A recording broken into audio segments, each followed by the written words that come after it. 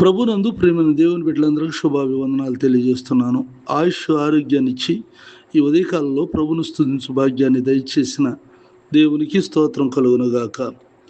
నన్ను బట్టి మనుషులు నీకు భయపడినట్లు చేసేదనం. నిర్గమకాండము 23 అధ్యాయము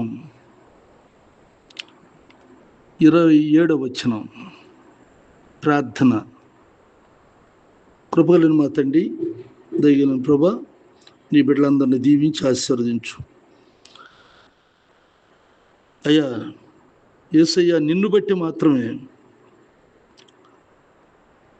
మనుషులు మాకు భయపడుతూ ఉంటారు.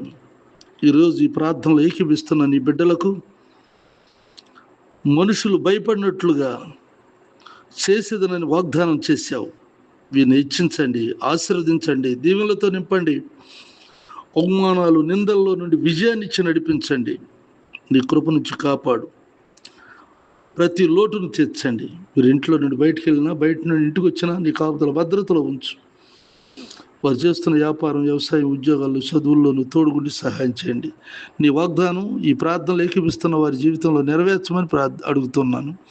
అంతేగాక నాయన, నా దేశాన్ని రక్షించండి.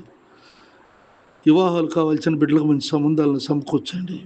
సంతానం లేని వారికి సంతానం దయచేయండి. గర్భిణీ స్త్రీలకు సుఖప్రసవం దయచేయండి. తండ్రి, చిన్నపిల్లలు ఎండలు బాగున్నాయి, ప్రతి వారిని కాపాడండి ప్రభు.